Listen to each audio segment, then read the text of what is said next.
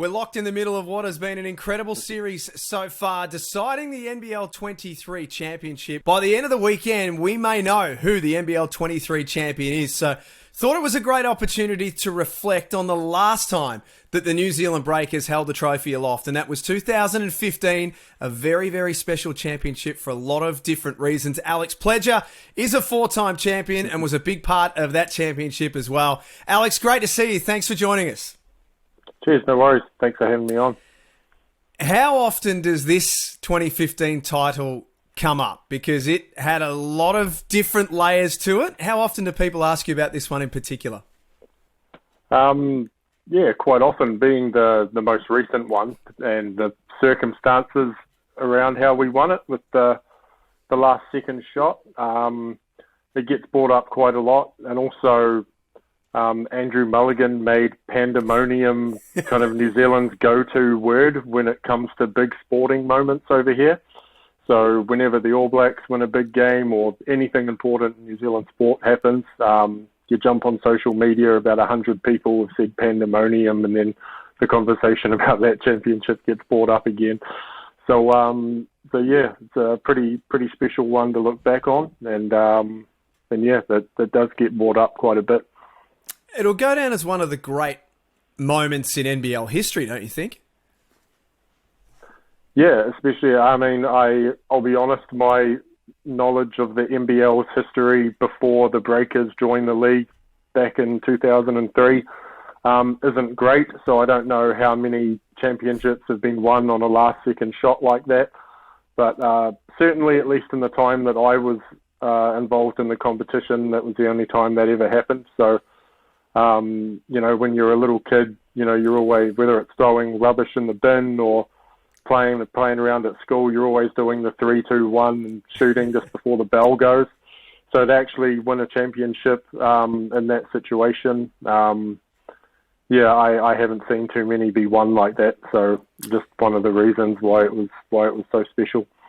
Go back to the start of this particular season. So the Breakers had won 3 in a row and then missed the playoffs. You were injured. There were a bunch of other factors in that 2014 season that things didn't quite work. But going back to having a fit and healthy team, and you being a big part of that, but to me, the biggest thing that stood out when I went back and started watching games and looking at all of the notes and articles was the return of Cedric Jackson. How big was that for the Breakers coming into this season? Yeah, it was quite a few things didn't really go our way that year before, and yeah, bringing Cedric back was one of the goals during that off season. You know, he went to, after we won the third one, he went off to Europe somewhere, Slovenia if I remember correctly. And he played over there, and you know, to lure him back home, so to speak, was pretty massive. And yeah, he's probably one of the greatest winners in NBL history, and was, you know, a former league MVP. So, you know, we were pretty excited about how that season potentially could go. You know, once we got his signature, yeah, it was, you know, the feeling around, you know, Atlas Place where we practice, you know, the energy really picked up, and we really thought, you know, we'd have a chance to, you know, to be back in the thick of it. And yeah, it was just an exciting moment when we managed to bring him back. Fast forward to the playoffs, if we can, Alex. You finished second at the end of the regular season, 19-9. It was a really great regular season for the Breakers, but you got Adelaide in the semi-final, who had won 10 in a row on the way to the playoffs, and coming in were one of the hottest teams in the competition. But realistically, you go back and watch those games, you handled your business in that semi-final beautifully. Yeah, you know, we had a very good regular season record, as you mentioned, 19-9, but we did kind of stumble going into the playoffs. If I remember correctly, we were 17-5 after the first 22 games, and then over the last home stretch, over the last 6 games, we went 1-5. the one game that we did win was the game where Cedric Jackson hit the half-court shot in Perth in double overtime. So, we were, the one game we won was pretty unlikely sort of circumstance. Yeah. So, yeah, we weren't playing well going into the playoffs that year.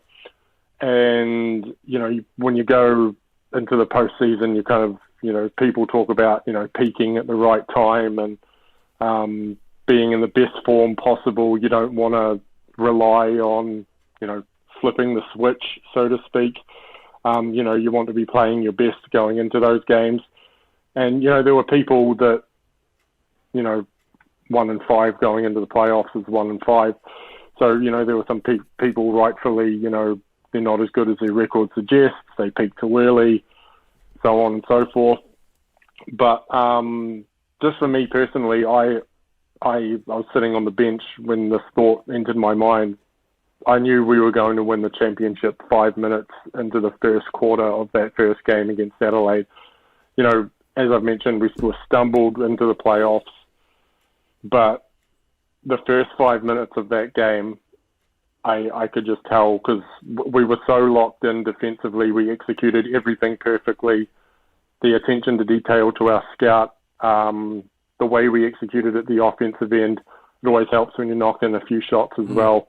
And as I said, you don't want to rely on it, but we definitely flipped the switch. I think we started the game on like a 15-16-0 run, something like that. And we kind of just walked home, with all due respect to the 36ers. We did I think we won game 1 by about 30 and game 2 by about 11 or 12, if memory serves. So, again, don't want to rely on flipping the switch, but 5 minutes into that first quarter, I knew that we had, and that we were going to go all the way. Game 1 of the championship series, you play Cairns, you put 28 on the board in the first quarter, and that sort of momentum that you were talking about, Alex, continued through to that game. Now, Cairns hit back, but it was a 25-11 quarter number 4 that helped the Breakers to win game 1. How big was game 1? Similar to the Breakers team of NBL 23 who won game 1. How big was it for you guys to lock away that first game? Yeah, it was massive. I'm going to be honest, I don't have too many very specific memories of that game, just because when you kind of get to that point in the season and there's just kind of like that euphoric kind of feeling, and it was 8 years ago, and I was sitting on the couch last night thinking, God, what are the specific things I'm going to say? And I do remember some specific things. I do remember I remember Reece Carter being huge down the stretch, got into the lane, made a couple of floaters, got away with a couple of his classic no-look pocket passes that he loves throwing.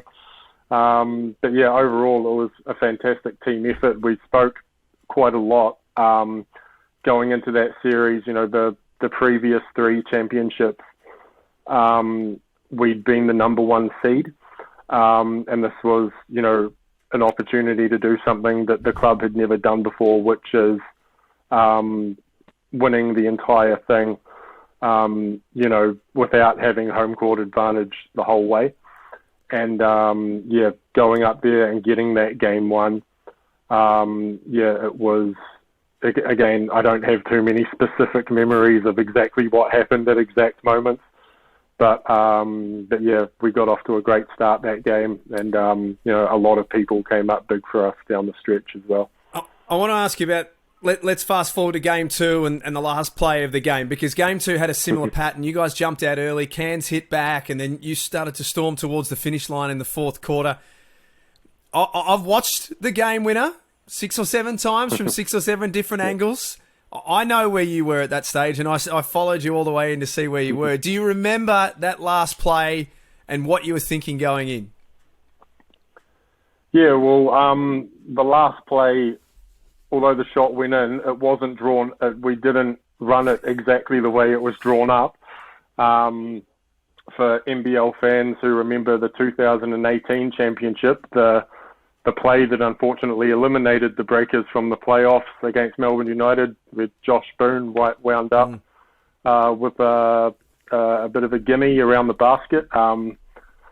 that's what was supposed to happen. But yeah, I've watched it a bunch of times as well, and he just saw a little bit of space in that sort of mid-range area. That was an area he was pretty comfortable operating in throughout the course of the season.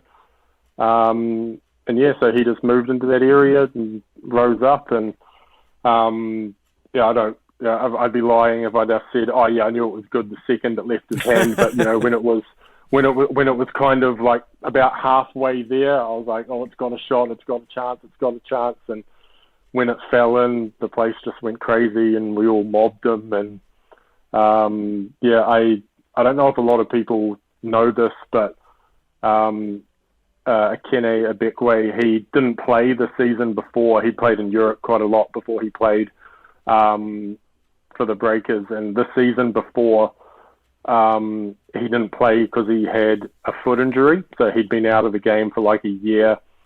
And I was struggling with foot injuries myself at the time. So Dino was a little bit reluctant to kind of, even though he unquestionably was very talented, was a little reluctant to sign a guy who was dealing with a foot injury when the other centre on the team was currently dealing with a foot injury himself. Yeah. And apparently he called Dino and said, I promise I'm healthy. I promise I'm good to go. I promise I'm going to be a good player for your team. So, to kind of have that conversation during the off season and then to finish it off, with that shot and that moment, to win a championship, that was a pretty special moment for him, considering what happened the year before, and that there was a little bit of apprehension kind of bringing a guy in off an injury, and we couldn't have been happier for him. So how do you reflect, Alex, not only on the 2015 title, but 4 titles in 5 years? As far as great NBL teams in history go, you're right up there with some of the very best of all time, the New Zealand Breakers, and some might even argue some of the greatest teams of all time. But you were an enormous part of that. How do you reflect on that winning period? I always look back on it fondly. It's always, for us, it was always kind of the, New Zealand and Australia has a pretty special sporting rivalry when it comes to pretty much anything. Not even sports, Australians and New Zealanders argue over who invented the flat white. So, it comes down to, pavlova, coffee. We like to compete against Australians when it comes to pretty much everything. So yeah, to kind of have a bit of a stranglehold over the competition for that 5-year period, that was something that we took great pride in, and looking back, it's just a time that I look back on and smile. There's been, people will argue about who the best teams throughout league history are, but not many teams, have won 3 in a row and won 4 out of 5. So, people, when you talk about, Jordan, LeBron, people are going to argue their era's better, but at the end of the day, not many people have won 3 in a row, and I'm not sure if anyone's won 4 out of 5. So, actually the Wildcats probably have since 2015. So, a pretty recent example of someone doing a similar thing. But yeah, always a time that I look back on, and smile comes across the face. Just being a part of such a special time in sporting history in New Zealand. Alex, there'll be a lot of people watching this who are delighted to see you, Melbourne United fans, New Zealand fans, but just hoops fans in Australia and New Zealand, and everyone will want to know how you're going. You've had some health challenges in the last couple of years. It's great to see you look fit and healthy. How are you? Yeah, I'm good. I'm completely cancer free now. I had trying to remember the timeline of everything. I think it was like September 2021. 2021. I had a pretty massive operation. That's where they removed everything. I was sweating for a couple of weeks afterwards because they do all the testing and stuff after it. Just to make sure they got everything, and they were fairly confident that they had. I underwent 6 months of post-operative chemotherapy after that, just in case there was, any rogue cells floating around in there that, a single cell is not going to show up on a CAT scan or a MRI or anything like that. So, kind of like an insurance policy just to make sure they get everything, just in case there was a little bit left in there. But all the, and I had a stoma pouch for a little while, or for just over a year, and I had that reversed about 4 months ago. And everything's been going well since then, and I'm on a pretty, I wouldn't say intense, but kind of, a pretty full-on kind of surveillance program, getting blood tests and other examinations every so often just to stay on top of it. And everything has come back clear so far. So yeah, I can officially write on my Twitter bio that I'm a cancer survivor. That is fantastic, mate. We're so glad to hear that. Hey, before I let you go, won all the series. I know you've been watching. I was following along your tweets on Sunday. What do you think happens from here? How does this all end up?